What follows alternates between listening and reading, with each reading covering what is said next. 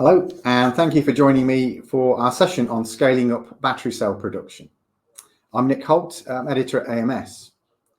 Now, scaling up battery cell production and establishing gigafactories to produce these batteries at volume will be one of the biggest challenges and opportunities in the transition towards building electric vehicles. We're seeing very ambitious plans and high levels of investment in new production operations. And certainly a good example of that is in Europe, as there is a race now really to try and get the volumes there ready for to meet the demand. I mean, battery production is evolving very quickly, but it's still, relatively speaking, immature. Certainly for the automotive industry in the context of electric vehicle batteries. There are multiple challenges around for battery manufacturers and suppliers and OEMs, setting up with supply chains, locations, managing upstream materials, and adapting to, in some cases, to entirely new production processes that fit standards for the automotive industry. So in this session, we're going to look at the ramp up in gigafactories, discuss considerations in battery cell design and the processes, and what it means for the wider production of electric vehicles. And to help us with this, I'm delighted to be joined by Kevin Brundish, founder and CEO at AMTE Power. Kevin, AMTE Power is a battery cell manufacturer, specialises in high performance batteries, and they're just planning to develop a gigafactory in the UK. So we're going to be drawing on some insights from Kevin's experience with that. He's a chartered engineer. He's worked for engineering companies Rolls-Royce and Siemens, and he's also a member of the Faraday Challenge here in the UK, which is an advisory board, which is part of an industry group advising government on development of battery and electric vehicle production. Also joining me today, a warm welcome to Ignazio Dentici. He's VP for e-mobility at Hexagon Manufacturing Intelligence. Ignazio has played a key role in electric vehicle and battery production at Hexagon's Manufacturing Intelligence division. And he has many years of experience of working in the sector with OEMs and tier one organisations. And he previously worked as head of product management, electric powertrain for a global tier one. And prior to that, he was head of systems engineering and innovations for a manager for powertrain. So a great deal of experience with Ignazio and Kevin, and we're going to be drawing upon that now. Looking at sort of key steps around battery production or producing battery cells and the technology scale. Can we put that into some kind of context? What do you kind of see as those key steps? And I know, Kevin, since you're in the throes of putting together a gigafactory and in the process of it, or have been working on that, could you just give us an initial bit of insight into that? Sure, yeah. So, look, firstly, you have to have your product well defined. What is it you're making? Stabilized and mature manufacturing processes are really needed, because the sort of production rates that we're looking at moving to are large, and you can't afford a huge amount of error, because otherwise your yield figures are going to be massively impacted by that. So how are we dealing with that? Well, in the UK there is a national facility which has enabled us to look at replicating high-speed manufacturing. It's effectively a gigafactory that we can occupy and test our processes to make sure that they are capable of running at those very, very high rates and getting them stable. And that's a really key part of a really key step in moving from the production facilities we already have. So we already have a production facility, as you mentioned. So it's probably the biggest step. That there are obviously others: picking the right site, making sure there are skills available, the energy and utility sources being renewable, to make sure that the carbon footprint is appropriate. So that's really the key. And then of course equipment selection to make sure that matches against your processes. But it does stem quite a lot from those maturing the manufacturing. Yeah, and I mean, you mentioned there trying to produce at speed and maintain quality and reliability of the end product. And I know, Ignazio, that's an area across products that Hexagon have been involved in for a long time. So you have to have some really good insights into the challenges around that and the key steps that you're seeing in battery manufacturing and cell manufacturing.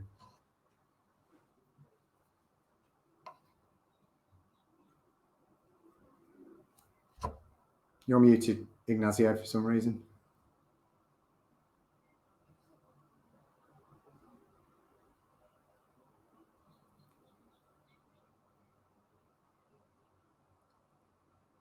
There we go. Now we're having some sound issues, Ignazio. We can't quite hear you at the moment. No.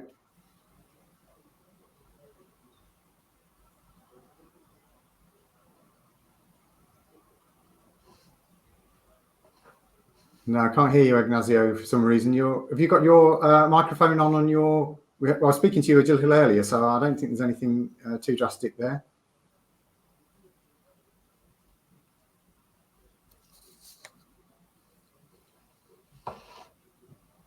No.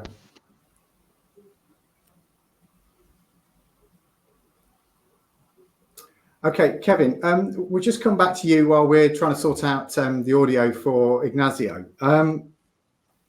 I know I've spoken to you in the past about processes within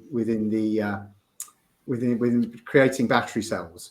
How are new and established battery players creating or establishing the processes they need to meet the automotive requirements? I mean, you could look back and say like something like a lithium-ion battery is not new. They've been produced in very high volumes for other applications for a long time. But it's interesting the differential that's being sort of characterized by the move into automotive and the requirements of automotive. Sorry, Ignazio, are you back with us now? Can we? Yeah. Ah, fantastic. Sorry, apologies. I don't know what happened. Yeah. Fantastic. Well, I mean, we're just talking a bit about, well, actually, I'll come back to you, Ignazio. So because I just wanted to get your insights into those kind of key steps around battery production and manufacturing. I mean, Kevin mentioned there the need to be able to do it at speed and volume, creating a viable, reliable product. I mean, as I say, I know from working with Hexagon in the past, it's a key area of an expertise that you have around OEM and tier suppliers. What are your views on those key steps that you see for this particular area of manufacturing? Yeah, thanks for it's a very interesting question, because I mean the challenges are different and are for sure addressing all the steps in building a battery for an EV. That is basically starting from the battery cells manufacturers that have already the issue to ensure that the structure of the battery itself is safe, reliable, and produced according to the best quality, and with the level of volumes that are required from the growth of EV. We were just discussing about setting up a gigafactory with Kevin. We have just to think about that. Today, we have basically only one gigafactory up and running, established globally, plus a few ones in construction. We are going to have, according to the analysts, something around 80 gigafactories at the end of the decade. So this is a sea change in overall the challenges in terms of gigafactory building and setting up, supply chain established to sustain this kind of volumes for cells, modules, pack, and overall vehicle manufacturing. And last but not least, what we are discussing now, so a sustainable manufacturing process that is sustainable both from an environmental perspective, but even from a financial perspective, and that can really afford the high volumes that are required from the automotive growth, from the EV growth, with the right quality. The areas where we see today a lot of operation as Hexagon is in terms of cells, areas like electrodes, manufacturing, that is for sure the most sensitive in terms of quality, defects detection, early detection, both for operational reason, but even for safety reason, like thermal events and so on. But we also see a lot of energy. In this case, that is the right word for the battery, in the battery pack construction, because even this is something that is quite new. The optimization is key in terms of how much energy density, power density you can put into a car, how much you can cool down the battery and keep the battery cool in an operating window that is the right one to avoid the aging of the battery itself over lifetime.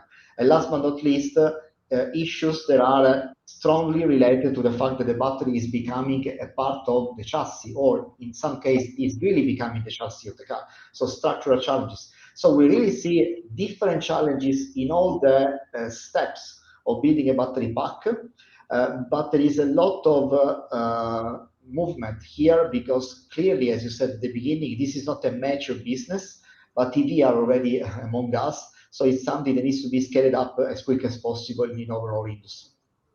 Thank you. I mean, we're going to move. I think we're going to talk a little bit about for kind of vehicle architectures and battery packs a little further on in the conversation. And it's fascinating because one of the things I think not just this panel but other ones will demonstrate is the complexity around moving to electric vehicles is not just around the vehicles themselves. There is the, as you mentioned, with establishing production lines and plants and the associated infrastructures.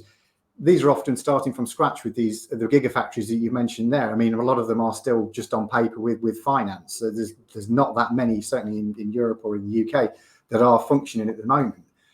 So it's his new ground, as you mentioned there. In some respects, it is not a mature production operation in that context. I mean, looking at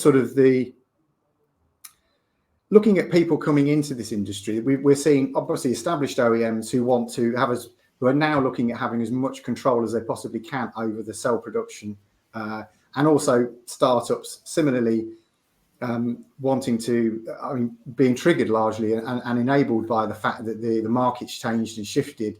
So coming into the electric car manufacturing realm, but in the sense of how difficult is it, and how hard is it for them to set up the processes? I mean, Kevin, I'll go back to you because I know an expert on the processes, and you have a lot of years' experience under your belt with AMTE. So how challenging is it if you look around some of the guys that are kind of relatively new to this? Yeah, I mean, from our experience, obviously, the way we view it is that we are scaling up because we have manufacturing capability already. It isn't at the right volumes for the markets that we're addressing. So, we're taking a view that we can already make the products. That's given us a degree of stability in the processes. And of course, it's still actually quite a big step, nonetheless, up to the sort of volumes and pace that a gigafactory is all about. So even though I think we've got a very strong starting point, there's still a step change there. I think if you're coming at it completely fresh, then obviously that step, you have to bridge that in one way or another. And again, in the UK, I'll mention it, we have the facility that can bridge those, that lack of knowledge, that it can generate those processes and stabilize them. And I think really that's the key. That is part of de-risking, the build out of a larger factory, that those processes can be to a large extent proven. And of course, that means you can select the equipment around that. The product spec can be fixed and all the things that you need to do. But even then, you've got to also bring in skills. And that's key. We, again, because we operate a production facility, we have a great understanding of the sort of skills that you need. They're quite wide and diverse, from deep specialists through to, skills on the production floor. So those are also things that need to be, brought to bear on this. And I guess if you're, again, new, that you've got to go through all those training and scale up. Luckily, again, in the UK, we have some national programs focused on that we're party to. So there is a lot of work that we tap into, as well as our own capability that starts to make those steps easier. But it isn't easy and takes a while. And we've been at this for a few years, as you rightly say, Nick. Do you see? We're seeing everything seems to be moving at a pace at the moment. Are you seeing, just on that note, do you see that new starters would probably take less time than it took AMTE all those years ago to get to a certain stage? Do you see them being able to leap forward a bit further because now there is established to some degree some established processes in there around the chemistries, the formats, and things like that. Do you think we'll see an accelerated development of that of these new guys? Well, I think you pick on a couple of good points to touch on. I mean, firstly, I should say we aren't really about a standard product, as you said when you introduced the company. We are about slightly differentiated products that we believe are already moving forward at pace. So we're taking advantage of the structure that's there and able to accelerate. So I agree with you. Yes, we are able to accelerate it. You also touched on sort of established formats and things like that. I think we'll probably touch on that, I guess. But some of the formats having flexibility is an advantage and a disadvantage. Ultimately, when you come to production, you want to fix that format, either cylindrical or pouch, and then what size do you go for? Is it 21700? Is it a larger size? Is it a pouch? Is it prismatic? Those are the challenges that typically I think you have to take a judgment on about what the market's position is. But I think the chemistries, they can come through as long as they use the same core manufacturing processes that are well established. Then companies like us can accelerate quite quickly. Yeah, and you mentioned the industrialization centre, UK Battery Industrialization Centre that you've been working with. Ignazio, I just wanted to bring you in on this because Kevin there mentioned de-risking the process to some extent. And obviously from that point of view, that means having kind of established test and qualification processes during sort of manufacturing. We know that's kind of been a challenge in this area. I mean, what's your view on that? I mean, is that something obviously that people you're working with are looking for, to kind of take those elements of chance, but those areas where there's a lack of maturity in the systems and standards available? Yeah, what we are seeing as Hexagon is that we are in the learning curve, let's say, of the manufacturing process for EV in general, because what is happening with the battery is exactly happening with stuff like electric motors or power modules for power electronics, or in general, all the other key components and subsystems for EV. What is happening is that basically at vehicle level, the requirements in terms of operating requirements, performance, safety are well established. What is in the learning curve is how to cascade these requirements at vehicle level down at system, subsystem, and components level, and then in the manufacturing process, in order to ensure that the manufacturing process is aligned with the requirements that then scale up at vehicle level. This is something we, as I said, see not only in the battery, but even in the other areas of EV, like e-motors or power electronics.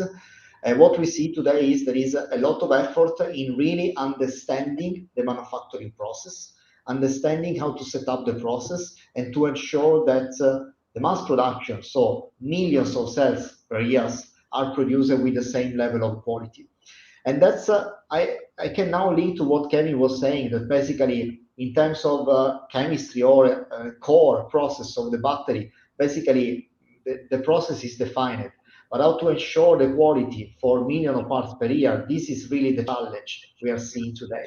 And where our customers, that are basically the players of the batteries on the battery cells manufacturing, new established one, but even the OEMs that are trying really to understand how to specify these battery cells, is that we are really seeing the potential of technologies, for instance, like CT inspection, that is really looking into the structure of a cell, the new cell, the aged cell, to see how much is acceptable, a defects or a porosity in a welded spot, or any other kind of, let's say, quality check that can be inside the threshold of acceptance for the mass production and for the overall operating life cycle of the vehicle, and even for the second life of the battery itself, because in an ecosystem of sustainable EV, we also talk about recycling and reusing the battery at the end of the EV itself. So this is what we see today. The learning curve is really on scaling up the production of these core components. And I'll just come back to Kevin, because I know, talking about those test processes, Kevin, I know one of the things that your plant in Thurso, you were saying that the amount of space given over to and correct me if I'm wrong here, the aging process where you have to, the test and qualification of the batteries at the end of the section. Is this kind of looking at optimizing production operations? Is this an area where you can see some room for improvement in terms of efficiency or footprint or something like that in terms of the manufacturing operation? Yeah, absolutely. I mean, I do think there's actually an opportunity right through the processes. One in particular that you've picked up on there, Nick, is what we're doing in the formation aging area. It's the last process before the cells are effectively live. It does take up a reasonable footprint and part of the cost of a build out. And we've been looking at measurement and data management approaches that can shorten the time frames to do that, because cells can be in there for many weeks in that process, and if of course you can reduce that, then you can improve and increase the production rates of that particular step. Now, I'm not clever enough to know exactly how it all works with quantum involved there, but nonetheless, some very clever measuring techniques, looking at improving the that phase of it, cutting down the footprint of that area, reducing the cost. And I think you're right also to identify that we have the plant up in Thurso. What that enables us to do is to look at those testing regimes in quite a lot of detail. We can select equipment, we can test out different types of equipment, the impact on the process of a piece of equipment compared to another. That is what we can do, having the production process already available to us. Again, why I say we're more about scaling than we are about starting from zero, if you want to look at that. But yeah, absolutely lots of room, in my opinion, for better quality data, better QA systems, all of which will feed back into a more efficient process for the production. And Ignazio, something that I know when we chatted previously that you kind of raised, which was a very interesting, and you alluded to a little bit here, is the challenge of technologies in terms of I mean, Kevin was talking about looking at how they do the testing program, inspection, quality control standards, that they're not as yet. I mean, it's something that kind of strikes a chord with me in a sense when I'm thinking about manufacturing. We're so used to car makers and OEM and tier suppliers with very established standardization and test and qualification processes. And now they're moving into slightly different areas. And I know the discussion we'd had is that, that these are not fully mature, not fully established. I mean, obviously you're working with these OEMs and tier suppliers in respect of creating processes, systems, equipment. Where do you see that going? Can you offer some sort of insights into what you're working on there? Well, not specifically, but the sort of the trend or the direction of travel with the technology. Yeah, I think the trends of the technology that we are seeing in the battery, once again, is something we see in the automotive ecosystem, and specifically in the EV. I was glad to hear from in our previous session in this conference from BMW that flexibility and digital transformation, digitalization are the main trends for them at vehicle level. And I can confirm that these are still the main trends in all the supply chain, including not only the OEMs for the battery pack, but even the tiers for the parts of the battery itself and the cells itself. When we talk about digital transformation, there is a lot that we do and that we can do. And we are active today basically in the so-called virtual manufacturing. The digital twin of the cells in terms of manufacturing, in terms of the digital twin of the case, so of the forming of the cells, of the welding spot, and then scaling up to the module. The creation of the module, the forming of the aluminum plates and the bars for the battery itself, the thermal management of the battery itself. All this kind of stuff can be predicted and simulated in order to set up not only the design, but even the manufacturing process. And in terms of flexibility, what we see is that if we look at what is today, the panorama of how many kind of cells are used from EV, we see cylindrical, prismatic, pouch cells, so any kind of form, any kind of geometry, any kind of dimension. In future, what we see is going through standardization, So that means that most probably for, let's say, decreasing the overall development and manufacturing costs, we will go through a standardization, at least for the mainstream segments of the cell shape and of the cell chemistry. But this is a technology that is really running at a very fast pace.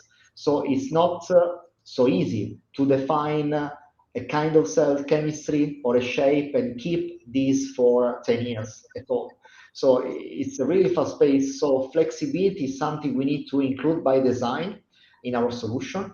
And automation in manufacturing and inspection is something that can give on-the-fly capability for change in the manufacturing process and in the inspection process, in order to have a fully flexible line that can serve different kind of geometry, chemicals, and pack architectures for both tiers and OEMs, in order to, let's say, sustain this fast-paced transformation in the automotive. I mean, actually, you mentioned that the different formats and chemistries. One of the questions I kind of had was, is this a challenge? Because we are seeing car makers looking at different ways of packaging, obviously, but looking at different. We're seeing new developments in battery technology, so different chemistries. I'm sure Kevin can offer some insights into that. But I think, from Ignazio, from your experience, are you seeing that you are developing a process, and then you have to change it? You have to make that process flexible enough to deal with, almost future-proof it, almost to some degree. I mean, how hard is that when you're looking at maybe moving to solid-state batteries, different chemistries and different packaging as we go forward? I mean, you mentioned that is very fast-moving. Yeah, I mean, today for once again for battery, but this is true also for other components. Flexibility is a key requirement in any process, and this is what any customer is asking us, even in quality management, quality inspection, managing data in flexible days, and managing equipment in flexible days. There are several reasons behind this. What you just mentioned and what we were discussing, so about the technology change and the flexible kind of architecture is one reason. The other reason is that market uncertainty, disruption due to the COVID-19, for instance, pandemic, or to the supply chain issues we had in the past 2 years. This is a great lesson learned for the automotive industry, to start by design in having a flexible manufacturing system, flexible equipment for inspection, in order to be reused, in order to be applied for any kind of form, architecture, or application they may use in their new investment plans today. I mean, it's one of the great things about the automotive industry that I'm always very impressed by is its ability to adapt. It has that kind of base skill and just kind of mindset about adapting to these new changes and at speed. Not necessarily it's easy, but there is I'm always in great admiration. Kevin, just coming back to you on that, I know we've spoken a bit about chemistries in the past, but I mean, you were talking about doing sort of tests and validation of your production processes, UK BIC, I believe. Is that something? I mean, Ignazio mentioned there, big demand for flexibility from the OEMs and tiers he's working with. You're slightly on a different side of the fence there. You're the producer, so to speak. But I mean, in terms of that flexibility, in terms of chemistries, packaging, what I suppose your clients, in terms of OEMs, are looking at in terms of what they want. So I know you work across different areas. It's not one particular.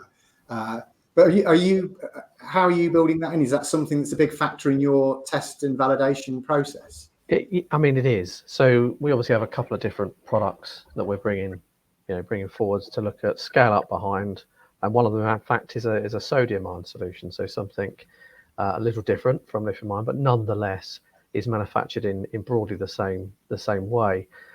Look, there's a couple of points here. We are building in flexibility. We have deliberately moved our business, or in fact, we even really focused the business right from the outset on that flexible approach into more specialized markets.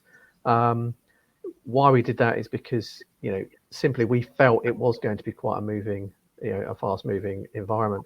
I would say that said, once you're on a vehicle, that vehicle doesn't change its architecture that regularly because it's quite a long and expensive process to do that. So there is quite a longevity to the product line as an established product.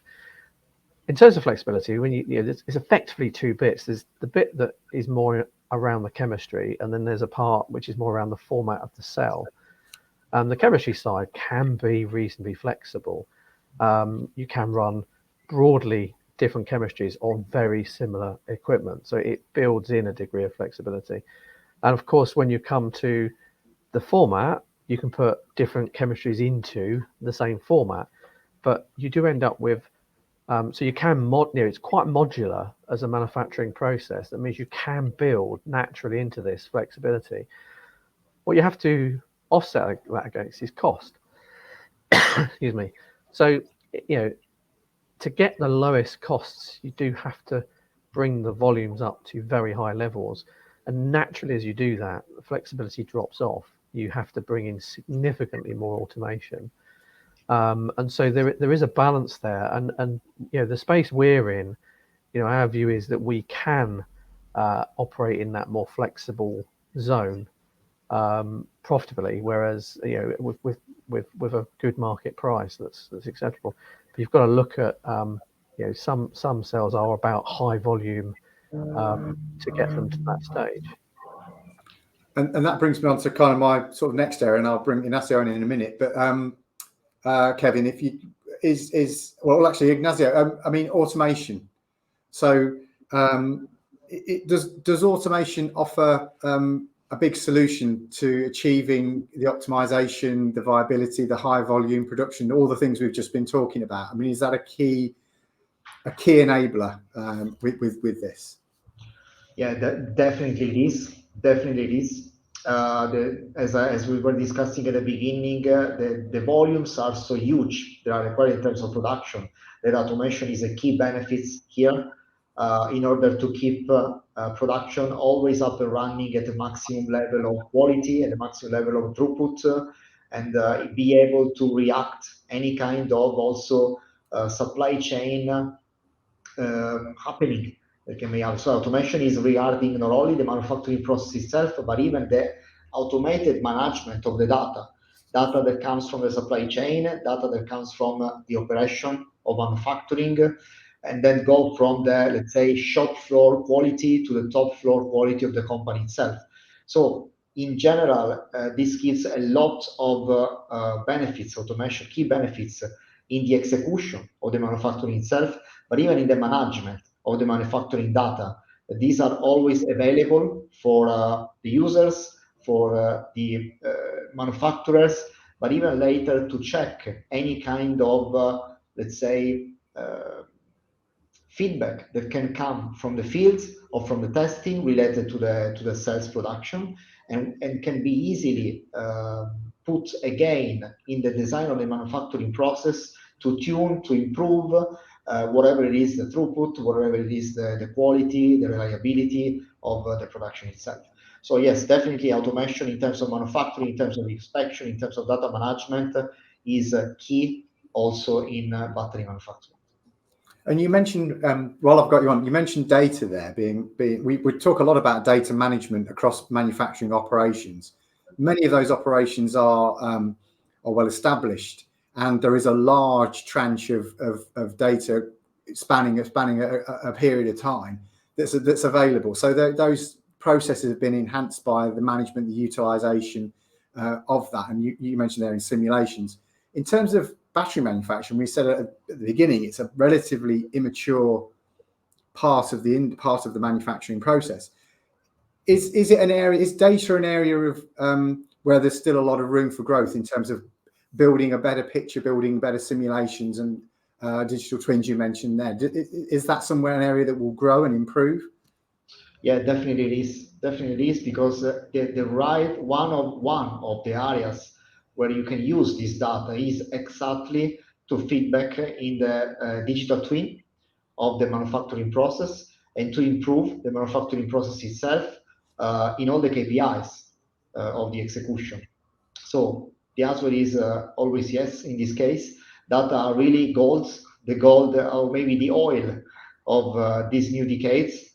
and that's why basically we see more and more requests for data management and data processing, capability to process the data at simulation level again, data that comes from the real physical parts. So bridging the physical part data with the virtual design and virtual prototyping is then the key to save cost, money, effort, reduce the time to market, especially as I was saying a few minutes before, in a very fast-paced changing environment in which technical evolution is there, market disruption is there, supply chain issues are there. So really navigating these kind of times is simple if you can make a very good use of the data.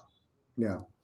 And Kevin, just coming back to you regarding automation, I know if you look at it in a slightly more detail, what specific areas of the process that you're working on, do you see that the automation will, if you're not already invested in, that you see would benefit the overall process?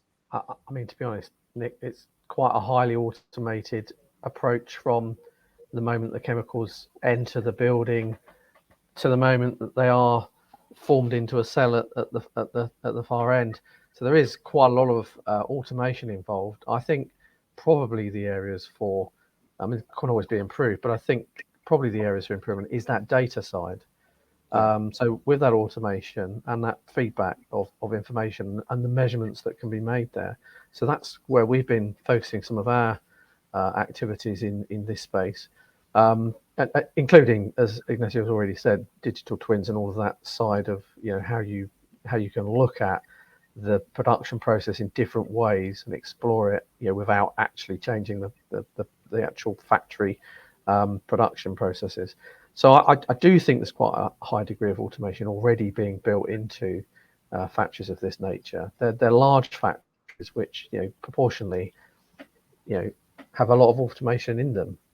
So yeah, every step I would say has got an opportunity for that, that automation to come in. So it's not necessarily more automation, just better utilization of it with the data you mentioned there. Is that something that's coming in? So that not just a kind of dumb robot, but the levels of automation you can put in, the sophistication of the task being cut. Is that an area of improvement that you're seeing? Yeah, I think so. I mean, some of that automation, again, coming towards the end of the process where it's in the formation, it's intelligent reviewing when the batteries are reaching the right stage of formation. They can then be moved on to the next process. It's where that data interacts with the automation, I think, is where a lot of these improvements will come over the time. So yeah, I think that's the areas, as you say. I wanted just to touch upon something that we see a lot about at the moment is design for manufacturing. So this is probably a bit more around the kind of cell pack sort of area, but I mean, there's a strong emphasis at the moment on, you mentioned digital twins being employed there, invaluable, so that you can validate a design before it gets into production, and we're seeing an enormous amount of that. That to me, given the sort of slightly differing architectures and slightly different approaches from car makers, must be a key aspect now that you're seeing or working with, and that area of, and I want to come on to both the relationships there with clients, with OEM or tier supplier clients, being more closely involved at the design upstream with the design side of it into the end before you get into the engineering. I mean, is that something you're seeing, Ignazio? Yeah, definitely, yes. This is something today to start designing a battery pack or an architecture of a battery pack without, let's say, solving as much as possible challenges related to manufacturing by design. It's really a must. It's really a must. By the way, the structure of the battery pack itself is not so different from, let's say, a chassis part or a body part. So it's something on which the automotive and the OEMs have the expertise. So it's fully in the hands of the OEMs or in the hands of the tier one for some specific applications, like some plug-in hybrids or like some, let's say, niche market. We see a lot of speed in using lightweighting approach for the pack, so using aluminium, but even using composites in the battery pack itself for a sport car or for market niche. So in the end, we see everyone today we are working on in terms of OEM is extremely focused and interested in approaching the design of a battery pack by simulation. And even the decision about the best architecture possible for design for manufacturing is based on this kind of simulation. I mean, we can create a battery model and we can simulate the process of manufacturing from the cells to the overall pack inside the car. And at the same time, you can take the same battery model, modified for manufacturing, put inside a model of structural analysis for crash, or for NVH, or for thermal management of the battery itself, and simulate the operating performance of the same model. So starting really from the concept phase to the detailed design of the battery itself, to the design for manufacturing, for the design freeze of the part. So today, the digital thread of the design, and for battery pack, it's something that is, as I said, a little bit easier for an OEM because it's more closer to their background in terms of management of metal parts, heavy parts, and so on. The battery is basically the heaviest and the most expensive part of an EV. So it's for sure something that is in the hands of the OEMs, and of which we see OEMs pushing a lot of investment, because in the end will be one of the key parts in which you can gain the most benefits in terms of cost and throughput for manufacturing, if you start really from the very beginning of the design with the right approach. Thank you. We've got just a few minutes left before we have to finish the session. Kevin, just one last question for you both, really sort of quick answers. Kevin, sustainability, how will sustainability and supply sort of ambitions for large scale battery production, will they impact the path, do you think? Are they a big challenge looking forward? I mean, you've got quite a lot of experience, I know, up in Thurso around renewables, etc. Yeah, I mean, there's two aspects to that. One is, of course, the energy source, and being based in Scotland means there is a very large level of renewable energy, which means that we have got that low carbon footprint, as you rightly say. And of course, you have to look right down the supply chain, which is why localizing manufacturing with end users is something, or onshoring, as we would say, is something that's being looked at quite heavily. And then I think you've got the materials themselves. For a sustainable aspect, there's both the environmental side and, of course, the security of supply, if you want to look at it. And we're seeing some interesting dynamics in the market at the moment. I mean, we've got products that don't use those types of materials. So in some cases, we've got products that are not affected by some of the security of supply. But I think security of supply and energy security that goes with that, and it from a renewable and sustainable source is going to be key for any factory build out. And quickly, Ignazio, from just your side, from looking at sustainability, how much of a factor is it in your sphere working with your customers? Sustainability is for sure something that is always inside the requirements of whatever we deal with in terms of manufacturing. In battery is impacting a lot, not only the energy needed for battery manufacturing, but even the overall supply chain sustainability. So definitely, yes, is something that is on top of our priority list when we think about how to improve the automotive industry and how to keep automation, digitalization, flexibility, keeping always an eye to leave less footprint possible in terms of energy waste and energy consumption and waste in general for the manufacturing itself. Thank you. I've got to bring this session to a close. Ignazio, Kevin, thanks very much for your time and your insights. Fantastic stuff. Really interesting. Always great to talk with you. Our battery afternoon to our viewers, or morning, as it might be in some cases, will continue after a short break with some great sessions and more insights from our expert panels. So stay tuned for a detailed look at the battery value chain. And a little later on, discussions around the future of battery manufacturing. And we also have an exclusive video interview with Josh Tech, who is the new COO at Real Automotive. So look out for that later on. With that, I'd like to thank you for joining us and say goodbye. Thank you.